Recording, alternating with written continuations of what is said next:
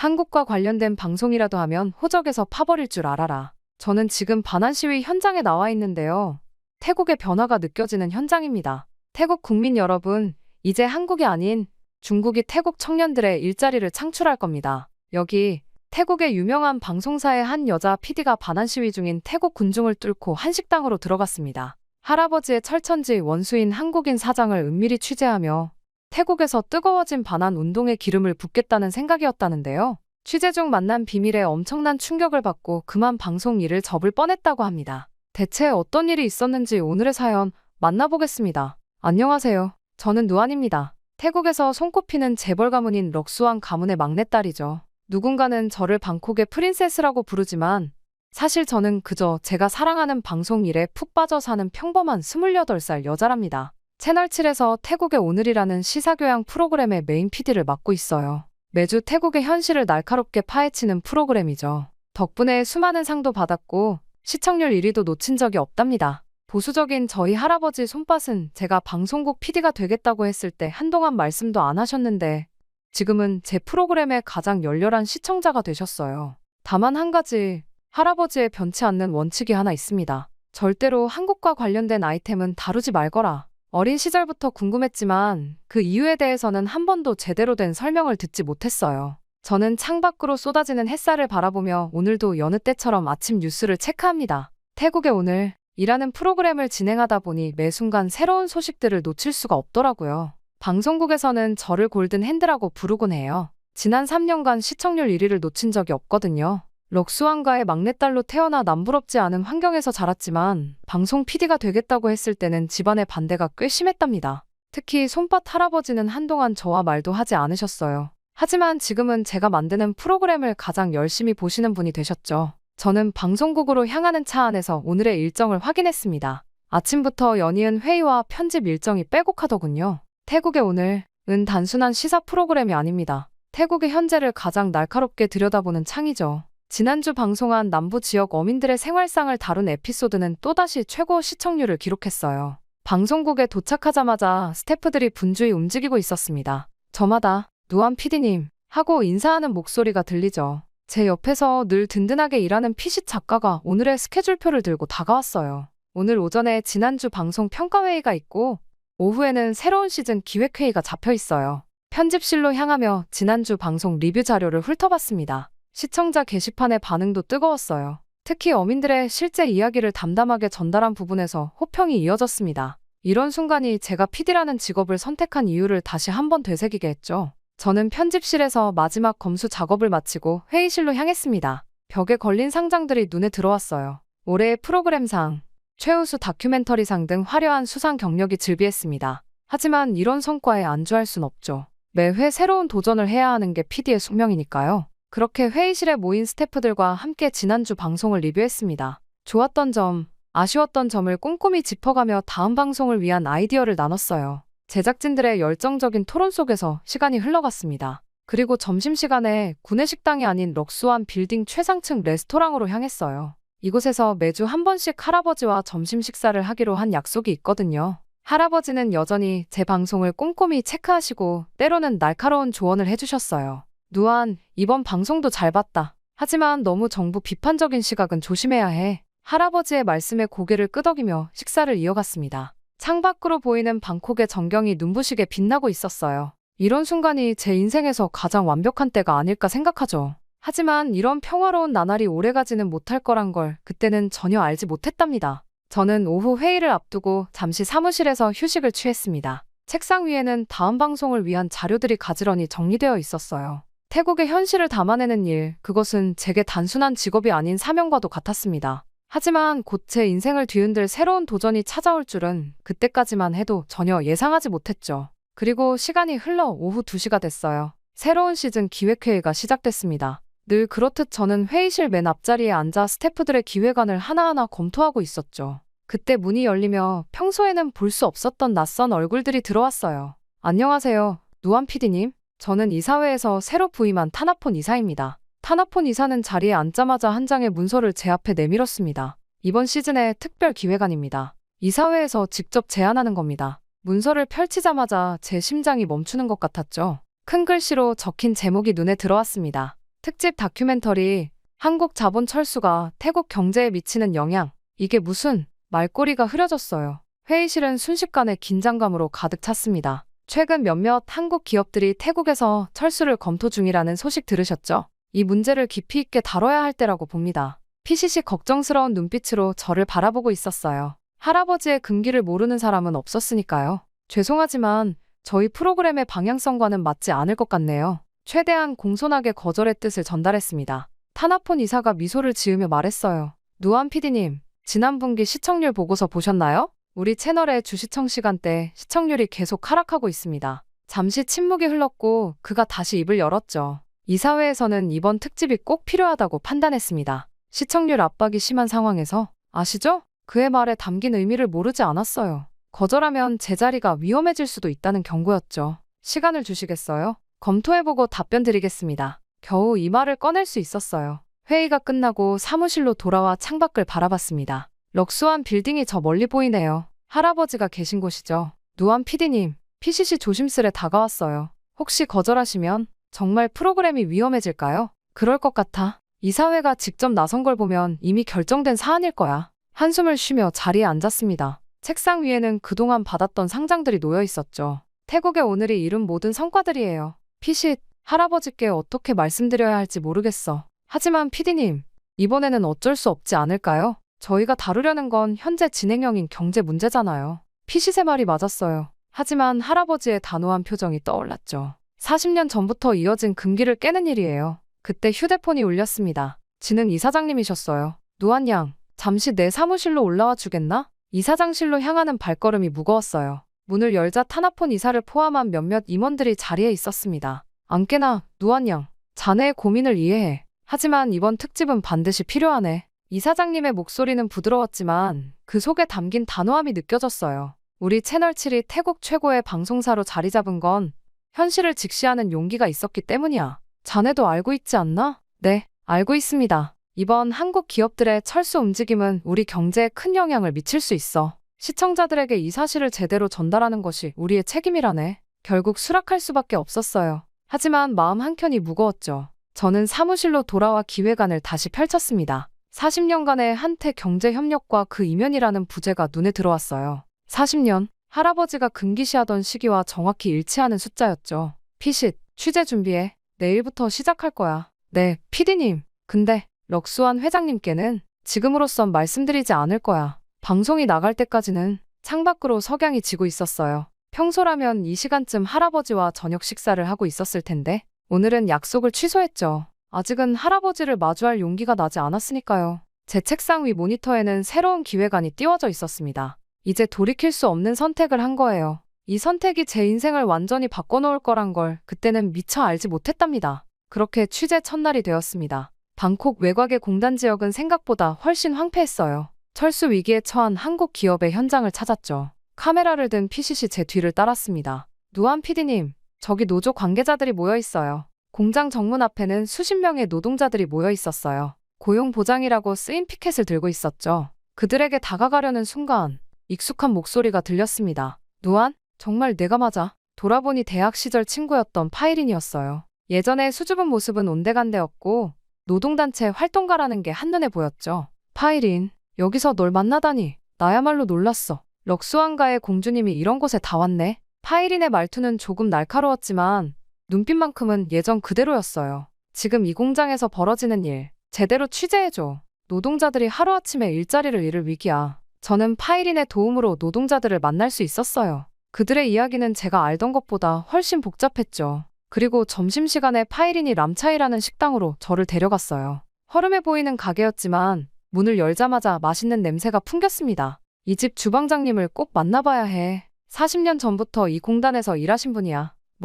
지금 한국이 너무 싫지만 이분은 다르셔. 주방에서 나온 사람은 아이러니하게도 한국인이었습니다. 박민호 주방장은 예순이 훌쩍 넘어 보였어요. 하지만 눈빛만큼은 젊은이 못지않게 반짝였죠. 누안 PD님이 직접 오시다니 영광입니다. 그리고 박민호 씨는 40년 전 이 공단이 처음 생길 때부터의 이야기를 들려주었어요. 그때는 정말 희망찼죠. 한국 기업들이 들어오면서 이 지역이 완전히 바뀌었으니까요. 당신 할아버지도 그때 박민호의 말이 흐려졌어요. 제 눈치를 살피는 듯 했죠. 제 할아버지를 아시나요? 잠시 침묵이 흘렀습니다. 박민호 씨는 오래된 앨범을 꺼냈어요. 이 사진 한번 보시죠. 너무 오래된 흑백 사진이었지만 젊은 시절의 할아버지를 한눈에 알아볼 수 있었어요. 그리고 그 옆에는 젊은 박민호가 서 있었습니다. 저희는 절친한 친구였어요. 손밥과 나는 그때 주방에서 연기가 나는 듯 했는지 박민호 씨는 급하게 자리를 피했어요. 하지만 그의 눈가에 맺힌 눈물을 놓치지 않았죠. 오후 취재를 마치고 파이링과 커피를 마시며 이야기를 나눴어요.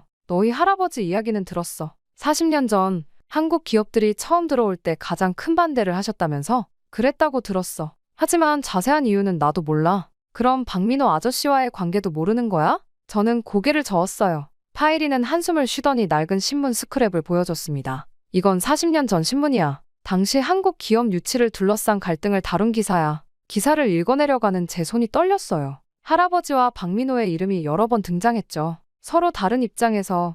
하지만 둘 다 태국의 미래를 위한다고 믿었던 걸까요? PCC 자료를 더 찾아보겠다며 자리를 떴어요. 저는 람차이 식당으로 다시 향했습니다. 하지만 박민호 씨는 이미 퇴근한 뒤였죠. 아저씨가 남기신 편지가 있어요. 그런데 식당 직원이 쪽지를 하나 주었습니다. 건넨 쪽지에는 주소 적혀 있었어요. 오래된 이야기를 들려주고 싶다는 말과 함께요. 저는 저녁이 되어 그 주소를 찾아갔습니다. 낡은 아파트 단지였어요. 문을 두드리자 박민호가 반갑게 맞아주었죠. 이렇게 찾아와줘서 고마워요. 할아버지께는 미안하지만 이제는 말씀드려야 할 것 같아서. 박민호 씨의 이야기는 밤늦게까지 이어졌어요. 40년 전 할아버지와 그는 다른 꿈을 꾸고 있었지만 서로를 이해하지 못했다고 해요. 그리고 그 오해가 지금까지 이어진 거죠. 당신 할아버지는 좋은 분이에요. 우리는 그저 각자의 방식으로 태국을 사랑했을 뿐이죠. 집으로 돌아오는 길에 저는 머릿속이 복잡했어요. 취재는 예상치 못한 방향으로 흘러가고 있었죠. 이제 할아버지의 오래된 상처와 마주해야 할 것 같았습니다.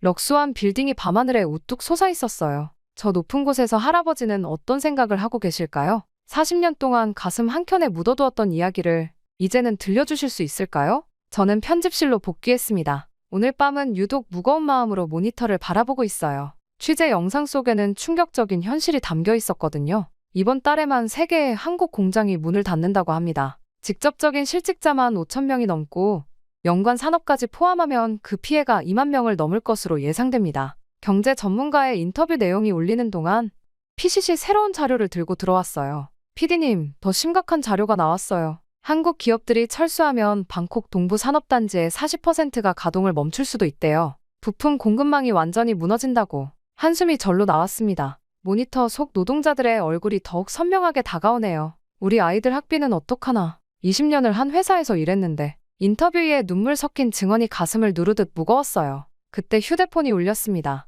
할아버지였어요. 누안, 내일 아침 식사나 같이 할까? 목소리만으로도 알 수 있었어요. 할아버지가 모든 걸 알고 계시다는 걸요. 네, 할아버지. 다음 날 아침, 럭수한 빌딩 최상층 레스토랑에서 할아버지를 뵈었습니다. 창밖으로 보이는 도시가 그 어느 때보다 작아 보였어요. 방송 준비 중이라며? 한국 기업 철수에 대해? 할아버지, 제가 설명드릴게요. 설명할 것 없다. 다 알고 있어. 타나폰 이사가 찾아와서 이야기해주더구나. 잠시 침묵이 흘렀어요. 할아버지는 창밖을 바라보시며 말씀을 이어가셨죠. 40년 전의 일은 잊으라고 했는데 박민호도 만났다면서. 네, 아저씨께서 많은 이야기를 해주셨어요.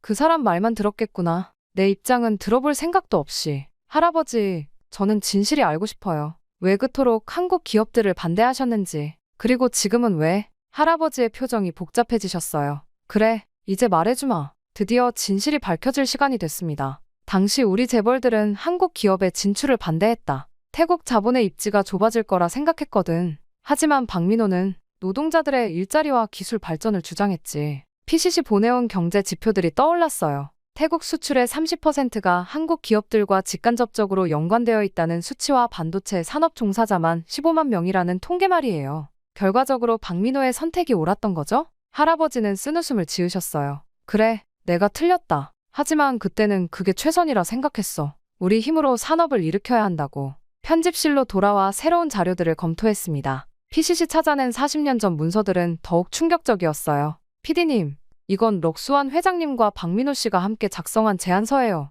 두 분이 처음에는 같은 편이었나 봐요. 문서를 자세히 들여다보니 할아버지와 박민호의 서명이 나란히 있었어요. 한국-태국 협력을 통한 산업 발전 계획이었죠. 그런데 왜 갑자기? 이것 좀 보세요. PCC 또 다른 문서를 보여줬어요. 그 시기 다른 재벌들이 할아버지를 압박한 증거였죠. 이걸 방송에서 다뤄야 할까요? 제 질문에 편집실이 조용해졌습니다. 현재 한국 기업들의 철수로 인한 경제적 타격도 심각한데 40년 전의 아픈 역사까지 밝히는 게 맞을까요? 밤늦게까지 고민했습니다. 결국 박민호를 다시 찾아갔어요. 제가 진실을 방송에서 다뤄도 될까요?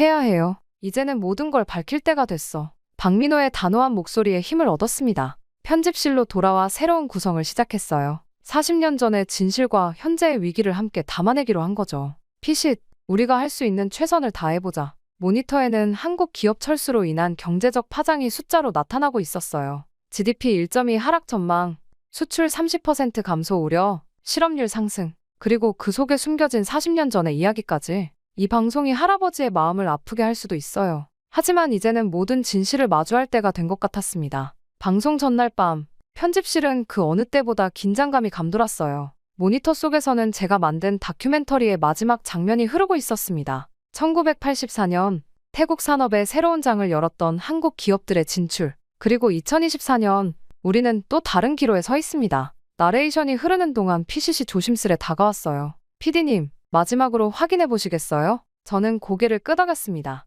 첫 부분에서는 현재 한국 기업들의 철수 동향과 그 영향을 다뤘어요. 삼성전자 협력업체만 230개, 그중 절반이 철수를 고려 중입니다. 이는 단순한 숫자가 아닙니다. 15만 가구의 생계가 흔들린다는 뜻이죠. 한국에 대해서 많은 외국인들이 놀라는 것들이 또 있는데요. 특히 사업을 위해 한국에 방문한 외국인들이 감탄하는 회사가 있다고 합니다. 독보적인 업계 1위이면서 고객 만족뿐 아니라 지역사회 환원까지 세상에 도움이 필요한 곳에 아낌없이 나눔과 봉사를 실천하고 있어 더욱 놀라움을 자아내는데요. 바로 신차 장기 렌트 및 리스 회사인 KS 오토플랜입니다. 차량 구매뿐 아니라 기존 차량 처분까지 원스톱으로 처리가 가능한 건 물론 항상 고객님께 듣고 고객님으로부터 답을 찾아 고객님께 돌려드리는 기업을 표방하는 만큼 렌트와 리스 시 중도 해지를 원하시는 경우 고객님이 최대한 페널티를 적게 가지고 가시도록 체계화된 승계 부서를 운영하고 있습니다. 사람을 최우선으로 생각하는 회사답게 처음 회사를 시작하던 그 마음 그대로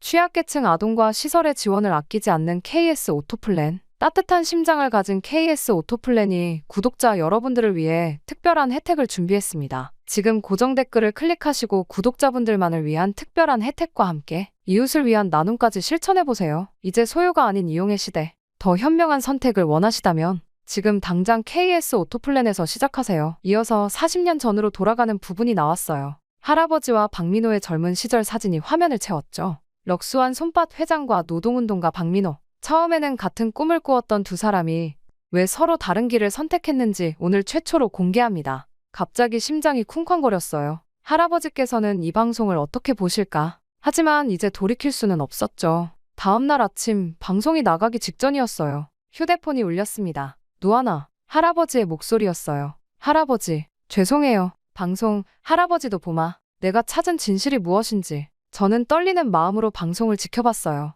첫 번째 꼭지는 현재 상황에 대한 분석이었죠. 한국 기업들의 철수는 단순한 공장 이전이 아닙니다. 지난 40년간 쌓아온 기술력, 노하우, 그리고 신뢰가 한순간에 무너질 수 있다는 의미입니다. 그리고 전문가들의 인터뷰가 이어졌어요. 철수로 인한 경제적 손실이 연간 100억 달러에 이를 것이라는 분석, 대체 일자리 창출이 최소 5년은 걸릴 거라는 전망. 이어서 드디어 40년 전 이야기가 시작됐습니다. 1984년 젊은 사업가 럭스완 손밭은 친구 박민호와 함께 태국의 산업화를 꿈꿨습니다. 두 사람이 함께 쓴 태국 산업 발전을 위한 제안서에는 한국 기업과의 협력이 주요 내용으로 담겨 있었죠. 할아버지와 박민호가 함께 찍은 사진이 화면을 채웠어요. 젊은 시절 두 사람은 환하게 웃고 있었죠. 하지만 다른 재벌들의 압박이 시작됐습니다. 외국 자본에 태국을 팔아넘긴다는 비난과 함께 박민호 씨의 인터뷰가 이어졌어요. 손밭은 선택을 강요받았습니다. 재벌가의 후계자로서 그가 져야 할 책임이 있었으니까요.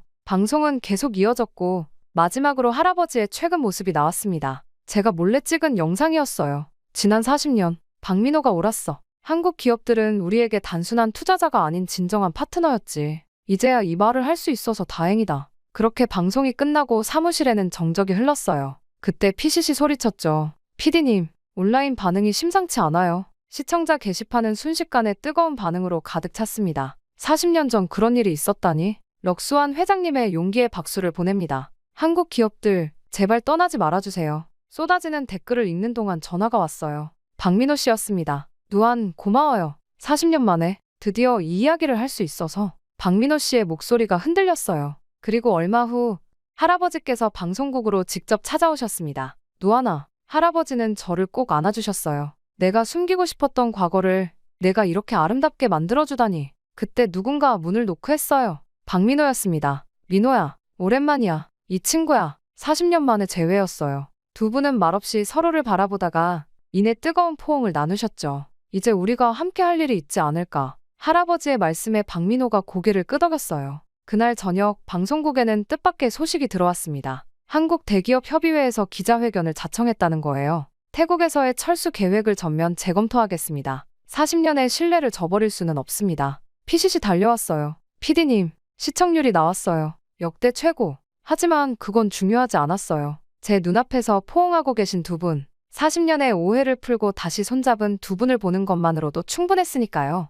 방송이 나간 지 한 달, 채널7의 분위기는 완전히 달라졌어요. 태국의 오늘은 역대 최고 시청률을 기록했고 후속 프로그램 제작 준비로 바빴죠. 누안 PD, 이번에는 정말 대단한 걸 기획하셨나 봐요. 막내 작가가 호기심 어린 눈으로 물었어요. 응, 이번에는 특별한 프로그램을 만들 거야. 제 책상 위에는 한국-태국 문화교류 50년 기획안이 놓여 있었죠. 할아버지와 박민호 씨는 매주 만나시면서 새로운 프로젝트를 준비하고 계세요. 럭수안 빌딩의 한 층을 문화교류 센터로 개조하는 공사가 한창이에요.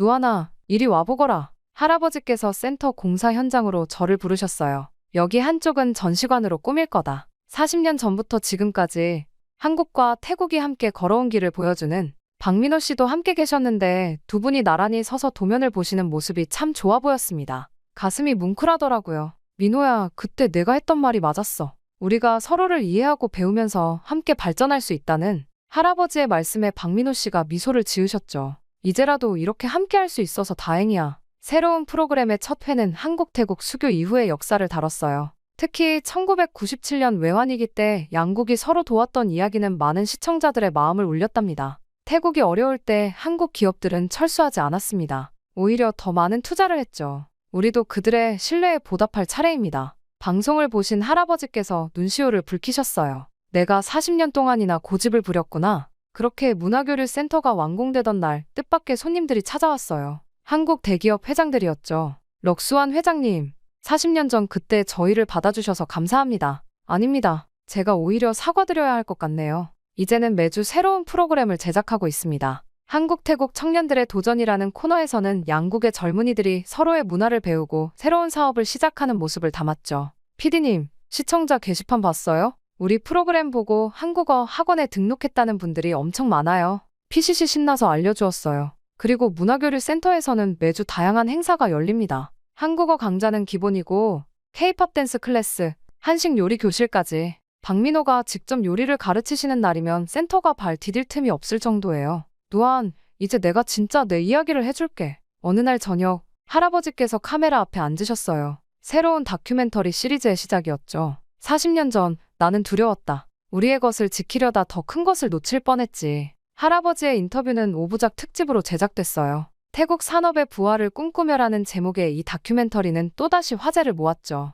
그리고 럭수안 빌딩의 문화교류 센터는 이제 방콕의 새로운 명소가 됐어요. 한국 기업들의 인턴십 프로그램도 이곳에서 진행되고 태국 학생들의 한국 유학 설명회도 열립니다. 누안 PD, 이번에는 정말 대단한 걸 해내셨어요. 방송국 동료들이 그렇게 말하지만 저는 매번 같은 대답을 해요. 저는 그저 진실을 찾아갔을 뿐이에요. 그리고 그 진실이 우리를 더 좋은 곳으로 이끌어준 거죠. 저는 오늘도 편집실에서 새로운 이야기를 만들고 있어요. 이제는 할아버지와 박민호가 함께 진행하는 한태 우정 이야기를 준비 중이에요. 40년 전의 오해가 이렇게 아름다운 이야기로 피어날 줄은 그때는 몰랐답니다. 여러분, 제 사연은 여기까지입니다. 긴 시간 동안 저희 이야기에 귀 기울여 주셔서 정말 감사합니다. 40년이라는 세월 동안 풀리지 않았던 오해와 갈등이 아름다운 화해로 이어지는 과정을 지켜봐 주셨네요. 할아버지와 박민호 씨의 오랜 우정이 다시 꽃피고 한국과 태국의 새로운 미래가 열릴 순간까지 여러분과 함께 이 여정을 나눌 수 있어서 뜻깊었습니다.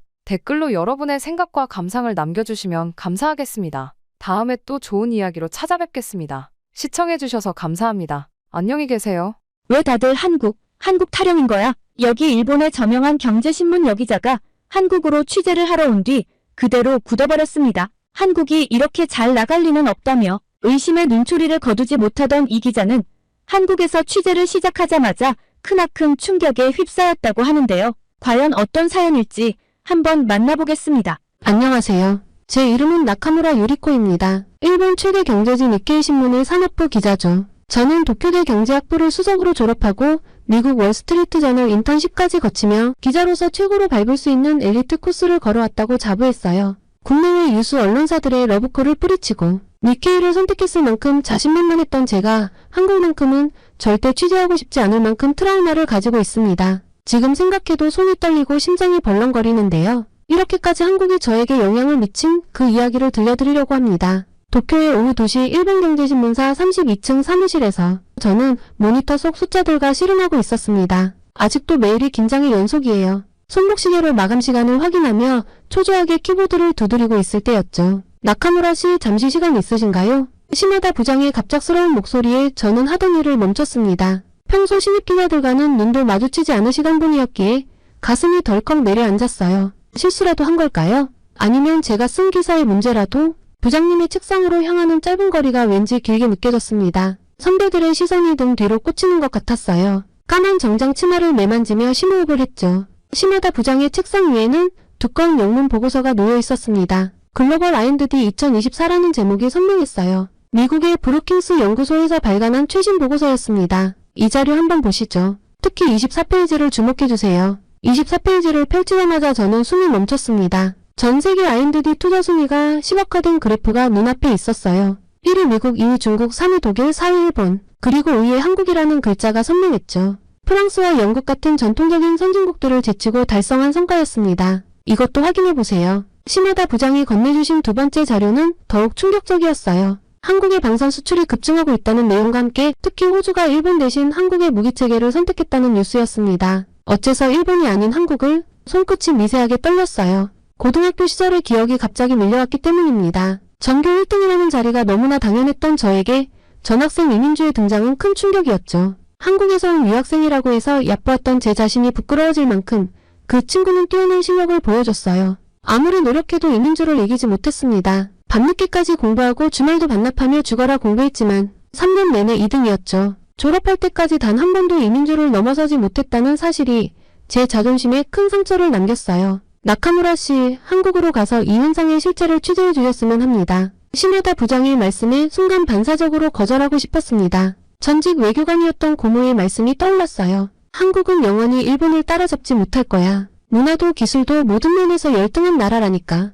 어린 시절부터 고모의 영향으로 한국을 열등한 나라로 여기는 편견이 제 안에 깊이 자리 잡고 있기도 했어요. 혹시 다른 선배 기자분께서 젊은 시각으로 새롭게 바라볼 필요가 있습니다. 나카무라 씨가 가장 적임자예요. 특히 신세계의 관점에서 한국의 급부상을 분석해 주셨으면 해요. 사무실로 돌아온 저는 한동안 멍하니 앉아 있었습니다. 컴퓨터 화면에 비친 제 모습이 흐릿하게 보였어요. 한류 열풍도 그저 일시적인 연예 산업의 성공 정도로만 평가절하했던 제가 이제는 직접 한국으로 가서 취재를 해야 한다니. 이민주. 저도 모르게 그 이름이 입술 사이로 새어나왔죠. 고등학교 3년 내내 단 한 번도 이기지 못했던 그 친구, 아무리 노력해도 극복할 수 없었던 그 차이, 그리고 그로 인해 생긴 한국에 대한 설명할 수 없는 반감이 가슴 한켠에서 꿈틀거렸습니다. 저는 보고서를 다시 펼쳐보았어요. 차트와 그래프들이 가리키는 방향은 모두 같았습니다. 한국이 무섭게 성장하고 있다는 사실이었죠. 하지만 저는 여전히 의심스러웠어요. 분명 어딘가에 허점이 있을 거야. 이번에야말로.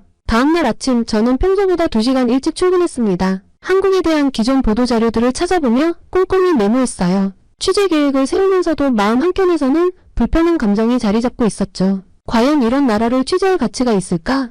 하는 의구심이 떠나지 않았습니다. 책상 위 달력에 동그라미를 치며 출국일을 표시했어요. 일주일 후면 한국으로 떠나야 합니다. 깊은 숨을 들이마시며 창밖으로 시선을 돌렸죠. 이번 취재가 제 커리어의 큰 전환점이 될 것이라는 예감이 들었기 때문입니다. 동시에 이상한 불안감도 느껴졌어요. 마치 고등학교 시절 이민주가 처음 마주쳤을 때처럼요. 시간이 흘러 한국으로 갈 날이 왔습니다. 나리타 공항에서 비행기에 오르는 순간부터 불편한 마음을 감출 수 없었습니다. 과연 이런 나라를 취재할 가치가 있을까?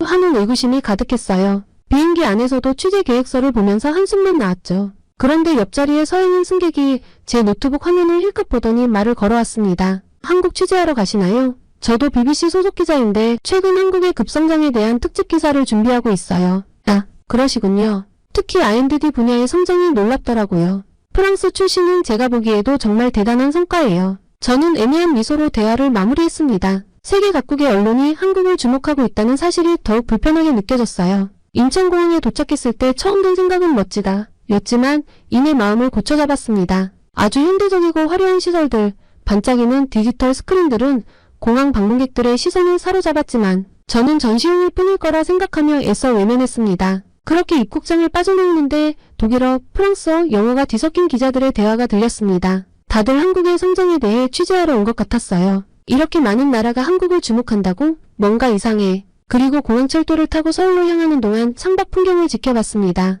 번듯한 아파트들과 깔끔한 도로, 세련된 도시 경관이 눈에 들어왔죠. 하지만 전 여전히 의심스러웠어요. 어차피 겉모습일 뿐이야. 분명 속은 비어있을 거야. 첫 취재지인 R&D 연구센터에 도착하자 김 차장이라는 분이 로비에서 저를 맞이했습니다. 나카무라 씨, 오늘은 독일 GDF, 프랑스 르몽드 취재팀도 방문하시는 날이네요. 전 세계가 우리 기술력에 주목하고 있어서요. 순간 짜증이 났어요. 너무 자랑스럽게 말하는 것이 거슬렸죠. 하지만 곧이어 시작된 브리핑은 제 예상을 완전히 빗나가게 했습니다. 작년 해외 특허 출원 2,800건, 전년 대비 연구 생산성 37% 증가, 글로벌 탑10 연구기관 선정. 구체적인 숫자와 데이터가 쏟아질 때마다 제 안의 의심이 조금씩 흔들렸어요. 특히 한국이 프랑스와 영국 같은 전통적 선진국들을 제치고 R&D 투자 세계 5위를 기록했다는 사실은 충격적이었습니다. 이게 가능한 건가요? 인구도 적고 영토도 작은 나라가 말이죠. 제 질문에 김 차장은 자신감 넘치는 미소를 지었습니다.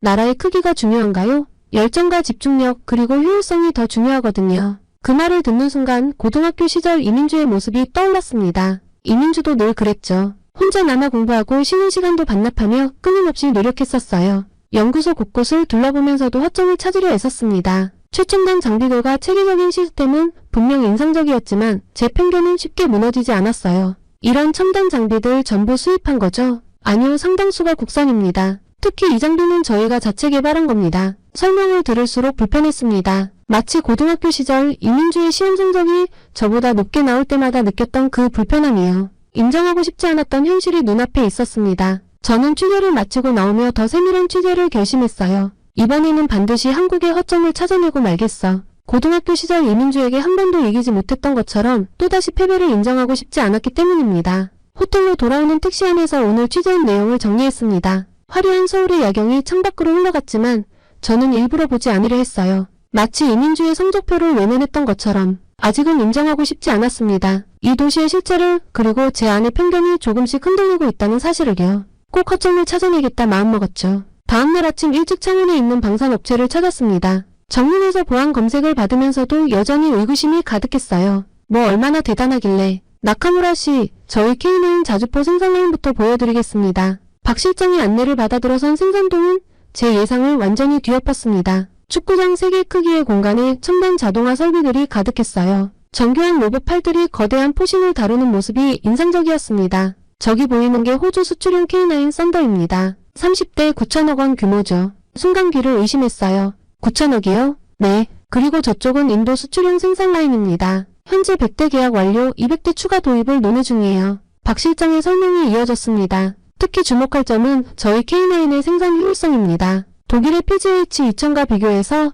30% 저렴한 가격에 동등 이상의 성능을 보장하거든요. 그리고 생산 라인을 걸으며 놀라운 광경을 목격했어요. 각 공정마다 젊은 엔지니어들이 태블릿 PC로 품질을 체크하고 실시간으로 데이터를 공유하는 모습이 인상적이었습니다. 최근 5년간 방산 수출이 177% 증가했다고 들었는데 비결이 뭔가요? 박 실장은 잠시 생각하더니 대답했어요. 치열한 경쟁이 저희를 성장시켰죠. 내수 시장이 작다 보니 처음부터 세계 시장을 겨냥할 수밖에 없었거든요. 옆에서 젊은 연구원이 말을 보탰습니다. 작년에 저희가 영국 BAE 시스템과 경쟁했을 때였죠. 상대는 150년 전통을 내세웠지만 저희는 기술력과 가격 경쟁력으로 승부했어요. 테스트 센터로 이동하는 길에 충격적인 소식을 들었습니다. 폴란드, 이집트, 노르웨이 등 세계 각국에서 구매 문의가 쇄도하고 있다는 거예요. 곧 이탈리아, 영국, 독일을 제치고 세계 3위 생산 수출국이 될 겁니다. 그 말을 듣는 순간 저는 또다시 이민주와 경쟁했던 기억으로 빠져들었습니다. 고등학교 때 이민주가 전국 수학경시대회에서 1등했다고 했을 때의 그 충격이 다시 느껴졌죠.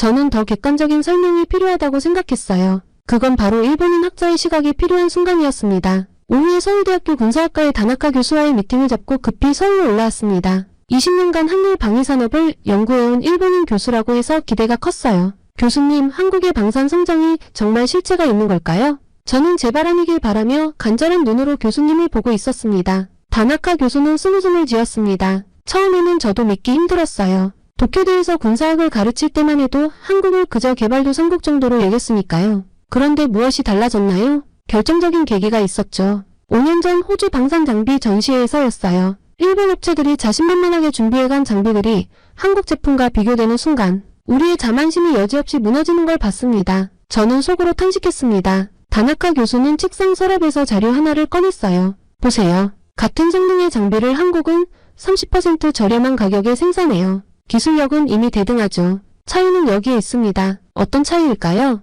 일본은 내수 시장에 안주했어요. 미국의 보호 아래 경쟁을 잊었죠. 반면 한국은 처음부터 세계 시장에서 치열하게 싸워야 했습니다. 그 과정에서 원가 절감, 기술 혁신, 품질 향상 모든 면에서 성장했어요. 교수는 잠시 창밖을 바라보더니 말을 이었습니다. 더 충격적인 건 연구 개발 속도예요. 일본이 5년 걸려 개발하는 시스템을 한국은 2년 만에 완성합니다. 의사결정이 빠르고 젊은 인재들의 도전 정신이 넘쳐요. 네? 하지만 일본에도 우수한 엔지니어들이 맞습니다. 하지만 우리는 기존의 성공에 취해 있었어요. 미쓰비시, 가와사키, 대기업들이 정부 발주에만 의존하다 보니 혁신의 동기가 사라졌죠. 반면 한국의 방산 업체들은 생존을 위해 끊임없이 진화해야 했습니다. 다나카 교수의 목소리에 안타까움이 묻어났어요. 우리는 우산 속에서 안주하다 비가 그친 것도 모르고 있었던 겁니다. 세계는 이미 변했는데 일본만 제자리에 멈춰 있었죠. 그렇다면 앞으로는 한국이 곧 세계 3위 방산 수출국이 될 겁니다. 이미 영국, 프랑스와 어깨를 나란히 하고 있어요.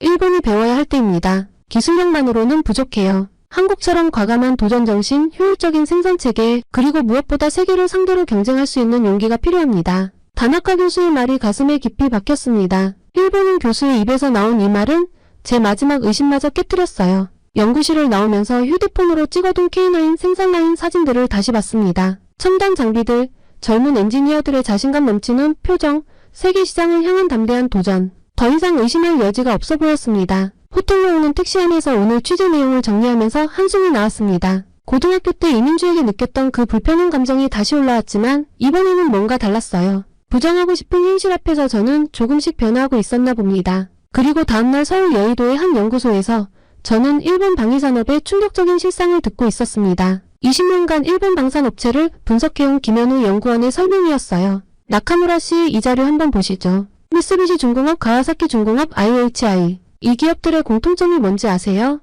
김 연구원이 보여주는 도표는 충격적이었습니다. 일본의 주요 방산업체들이 정부부 아래 각자의 영역을 나눠 갖고 있다는 거예요. 예를 들어 미쓰비시는 전차, 가와사키는 함정, IHI는 미사일. 이렇게 제품별로 미리 할당이 되어 있습니다. 경쟁이 없으니 혁신도 없죠. 그게 정말인가요? 직접 확인해 보시죠. 여기 미쓰비시 중공업의 지난 10년간 특허 출원 건수예요. 한국의 같은 분야 기업과 비교하면 도표를 보며 저는 충격에 빠졌습니다. 특허 출원 건수가 한국의 3분의 1 수준이었어요. 더 놀라운 것은 신규 기술 개발 비율이었죠. 대부분이 기존 기술의 개량에 그쳤다고 해요. 다음날 찾아간 국방연구원에서 만난 오태식 박사는 더 구체적인 분석을 들려줬습니다. 일본의 방산업체들은 수의계약에 익숙해져 있어요. 경쟁 입찰, 원가 절감, 그런 건 생각도 안 해요. 정부가 정해준 가격에 맞춰 납품만 하면 되니까요. 그래서 호주가 우리를 선택한 겁니다. 옆자리에 박준영 연구원이 말을 이었어요. 같은 성능의 장비를 우리는 30% 저렴하게 만들 수 있으니까요.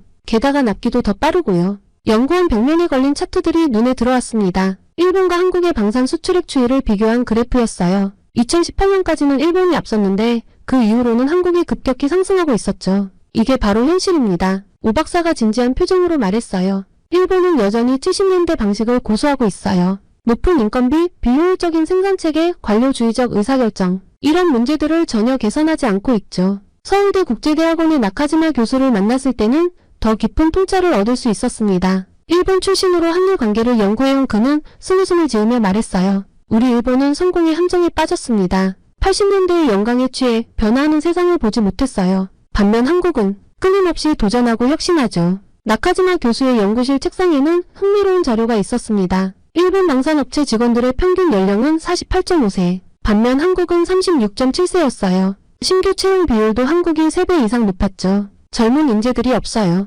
다들 안정적인 내수 시장만 바라보니 도전적인 젊은이들이 매력을 못 느끼는 거죠. 저는 착잡함을 느끼며 다음 취재지인 한국국방기술원의 심포지엄에 참석했습니다. 일본 방위성 출신의 다나카 고문이 충격적인 발언을 했어요. 우리는 이미 게임에서 졌습니다. 한국은 글로벌 시장을 보고 달리는데 우리는 여전히 국내 시장만 바라보고 있어요. 이대로라면 5년 내에 기술 격차가 더 벌어질 겁니다. 그리고 전 서울 마포구의 한 카페에서 마지막 인터뷰를 진행했습니다. 일본 방산업체에서 20년 일하다 한국으로 이직한 야마모토 부장의 이야기는 가슴에 깊이 박혔어요. 더 이상 일본에서는 희망이 안 보였습니다. 매년 예산만 축소되고 새로운 시도는 환영받지 못하고 반면 한국은 달라요. 실패를 두려워하지 않고 계속 도전하죠. 모든 취재를 마무리한 후 저는 저녁 한강변을 걸으며 생각에 잠겼습니다. 반짝이는 도시의 불빛들이 마치 한국의 성장을 상징하는 것 같았어요. 그 시절 이민주에게 느꼈던 그 패배감이 이제는 국가적 차원으로 다가오고 있었습니다. 하지만 이번에는 부정할 수 없는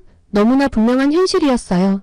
호텔로 돌아와 노트북을 펴고 기사 작성을 시작했습니다. 이제는 인정해야 했어요. 우리 일본이 한국에 뒤처지고 있다는 현실을. 마치 고등학교 시절 이민주에게 졌던 것처럼 이번에도 현실을 직시해야 할 때였습니다. 저는 해질녘 종로의 좁은 골목길에 발을 들였습니다. 하루 종일의 취재로 목과 어깨가 뻐근했어요. 양옆으로 낡은 간판들이 줄지어 있는 골목에서 구수한 된장찌개 냄새가 코끝을 스쳤죠. 평소 같았으면 호텔 근처 프랜차이즈 식당에서 대충 끼니를 해결했겠지만 오늘은 왠지 모르게 발걸음이 이끄는 대로 걷고 싶었습니다. 저는 어느 낡은 간판이 달린 가게 앞에서 멈췄습니다. 20년은 됐을 법한 목재 미닫이 문을 열자 칼칼한 고춧가루 향이 확 끼쳐왔어요. 어서 오세요. 주방에서 무언가를 휘휘 젓고 계시던 60대쯤 되어 보이는 아주머니가 고개를 돌려 환하게 웃으셨습니다. 주름진 얼굴에서 따스함이 묻어났어요. 제가 휴대폰으로 번역기를 들어보였습니다. 일본 분이세요? 얼굴이 좀 피곤해 보이시네요. 아주머니는 불판 위에서 지글지글 익어가는 고등어를 뒤집으시며 말씀하셨어요.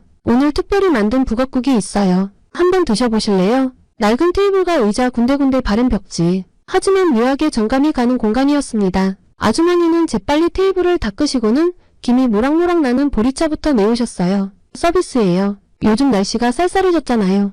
고지에 나온 북엇국은 기대 이상이었습니다. 시원하면서도 깊은 맛이 혀끝에 감돌았어요. 옆에 놓인 10가지도 넘는 밑반찬들은 하나하나가 정성이 깃들어 있었죠. 저는 빨리 한국말로 번역을 했습니다. 아주머니, 이 김치 정말 맛있어요. 그래요? 어제 담근 건데 다행이네요. 여기 겉절이도 한번 드셔보세요. 새로 담갔어요. 식사하는 내내 아주머니는 수시로 제 상태를 살피시며 밥을 더 담아주셨습니다. 일본에서는 상상할 수 없는 친근함이었죠. 마치 오랫동안 굶주렸던 마음이 따뜻해지는 기분이었습니다. 계산을 하려는데 아주머니가 작은 유리병을 내미셨어요. 이따가 호텔 가서 드세요. 직접 담근 대추차예요. 단골들만 챙겨드리는데 특별히 아가씨도 주고 싶어요. 요새 환절기라 감기 조심하셔야 해요. 저는 가슴이 따뜻해졌습니다. 한국에 와서 처음으로 느낀 점이었어요. 저는 연신 감사하다는 인사와 함께 식당을 나섰습니다. 어느새 하늘은 짙은 남색으로 물들어 있었어요. 서울의 밤거리를 걸으며 휴대폰으로 메모를 정리하려는 순간 화면이 꺼져버렸어요.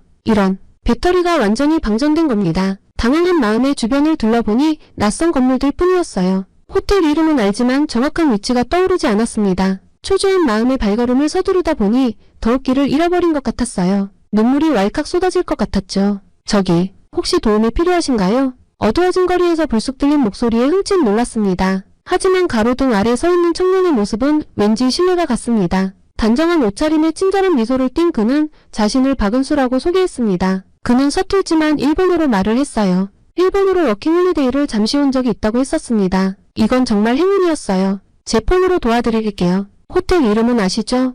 은수 씨의 스마트폰 화면에서는 놀라운 일들이 벌어졌습니다. 호텔을 검색하자마자 실시간길 안내가 뜨고 곧바로 택시 호출 화면으로 넘어갔어요. 택시 오는데 5분 정도 걸리네요. 조금만 기다리시면 돼요. 근처에 택시를 잡아서 바로 배차하는 시스템 같았습니다. 택시가 도착했다는 알림이 울렸지만 은수 씨는 여전히 자리를 뜨지 않았어요. 제가 안전하게 택시에 탑승하는 것까지 확인하고 나서야 인사를 건넸죠. 우리는 인스타그램 친구를 했어요. 은수 씨가 일본에 왔을 때 꼭 도울 일이 있으면 돕겠다고 했습니다. 또 한 번 한국인에게 감사함을 느끼는 순간이었죠. 오늘 하루가 주마등처럼 스쳐 지나갔습니다. 방산업체에서 만난 열정적인 엔지니어들, 연구소의 혁신적인 과학자들, 그리고 식당 아주머니와 은수까지. 이들에게서 본 것은 단순한 기술력이 아닌 그 이상의 무엇이었어요. 호텔방에 도착해서 아주머니가 주신 대추차를 마시며 생각에 잠겼습니다. 이제야 알 것 같았습니다. 이민주의 뛰어남은 단순한 노력의 결과가 아니었어요. 그 안에는 따뜻한 인간미와 끊임없는 도전 정신이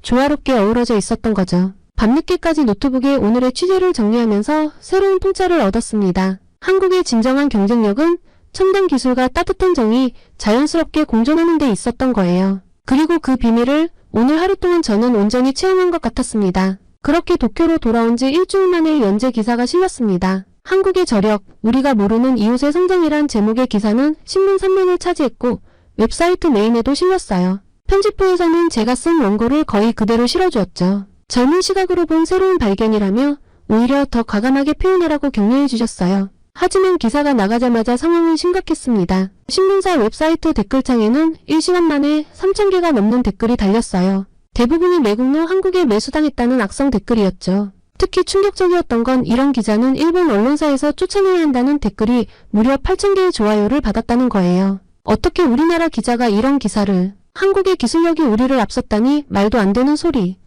분명 뒷돈을 받았을 거야. 조사해봐야 해. 나카무라 유리코. 이 이름 잊지 않을 거다. 오후에 책상 위에 놓인 검은색 봉투를 발견했습니다. 우익단체에서 보낸 협박성 편지였어요. 붉은색 매직으로 조선의 스파이, 민족의 배신자라는 글자가 거칠게 적혀 있었고 신문에 실린 제 사진 위에 붉은 표시가 그어져 있었습니다. 편지 속에는 더 충격적인 내용이 있었어요. 당신의 주소를 알고 있어요. 우리는 당신을 지켜보고 있습니다. 앞으로 이런 기사를 쓴다면 손이 떨려왔습니다. 옆자리에 스즈키 선배가 제 안색이 안 좋은 걸 눈치채고 물었어요. 나카무라 씨 괜찮으세요? 네, 괜찮습니다. 입으로는 그렇게 말했지만 무서웠습니다. 그날 밤 SNS에서 제 자택 주소가 유출됐다는 연락을 받았거든요. 누군가 제 개인정보를 해킹한 것 같았습니다. 시마다 부장님의 배려로 회사 게스트하우스로 거처를 옮겼지만 불안한 마음은 쉽게 가라앉지 않았어요. 창밖을 내다볼 때마다 누군가 지켜보고 있는 것 같았죠. 그런데 이틀 뒤 예상치 못한 곳에서 변화가 감지되기 시작했습니다.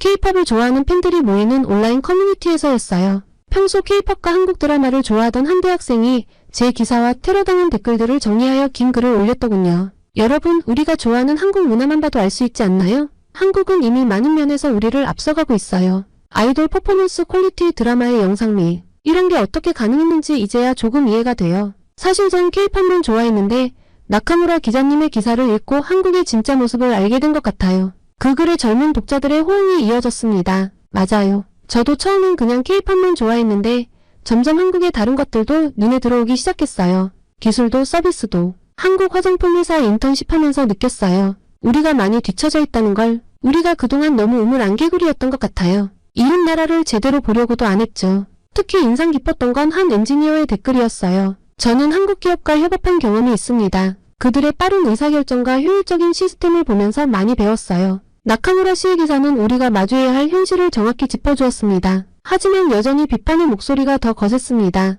일본의 자존심을 팔아먹는 기사 젊은 기자의 미숙한 판단 댓글들도 끊이지 않았어요. 그러던 어느 날 한 통의 이메일을 받았습니다. 발신인을 보고 깜짝 놀랐습니다. 이민주였습니다. 유리코, 너의 기사 잘 읽었어. 고등학교 때는 서로 이해하지 못했지만 이제는 달라질 수 있을 것 같아. 다음에 한국에 오면 꼭 연락 줘. 눈시울이 뜨거워졌습니다. 창밖으로 보이는 도쿄의 밤하늘은 여전히 같은 별들로 빛나고 있었지만 제 마음속은 무언가가 크게 변화하고 있었어요. 한 달이 지나고 점차 상황이 달라지기 시작했습니다. 제 기사를 인용하며 일본의 현실을 냉정하게 바라보자는 토론이 온라인에서 활발해졌어요. 특히 20대를 중심으로 한 젊은 층에서 변화의 목소리가 커졌습니다. 회사에서도 변화가 감지됐어요. 시마다 부장님이 새로운 프로젝트를 제안하셨습니다. 나카무라 씨, 이번에는 한일협력 성공 사례를 취재해보는 건 어떨까요? 서로의 장점을 배우며 함께 성장하는 사례들이 있을 텐데. 고개를 끄덕이며 생각했습니다. 이제는 경쟁자가 아닌 협력자로서 한국과 일본이 서로를 바라볼 때가 된 거죠. 마치 이민주와 제가 화해하고 서로를 이해하게 된 것처럼요. 노트북을 펴고 새로운 기사를 쓰기 시작했습니다. 새로운 시작, 한일협력의 미래를 그리다. 창밖으로 떠오르는 태양을 바라보며 생각했어요. 이제 우리는 서로의 장점을 배우며 함께 발전할 수 있을 거예요. 그리고 그 여정의 첫걸음을 제가 내디딘 것 같아 가슴이 벅차올랐습니다. 여러분, 제가 쓴 긴 글을 끝까지 읽어주셔서 감사합니다. 처음에는 한국이라는 나라를 편견 어린 시선으로만 바라봤던 제가 취재를 통해 새로운 시각을 갖게 되었어요. 그리고 그 과정에서 고등학교 시절부터 가지고 있던 마음의 매듭도 풀 수 있었죠. 기사를 쓴 후 정말 힘든 시간도 있었지만 젊은 세대를 중심으로 조금씩 변화가 일어나는 걸 보며 희망을 느꼈습니다. 우리가 서로를 이해하고 배우려 노력한다면 분명 더 나은 미래를 만들어갈 수 있을 거예요. 저의 아픈 기억이었던 민주와 다시 연락하게 된 것처럼 한국과 일본도 서로를 더 이해하고 가까워질 수 있다고 믿습니다. 앞으로도 저는 두 나라의 다리 역할을 하는 기자가 되도록 노력할게요. 긴 이야기 들어주셔서 정말 감사합니다, 여러분.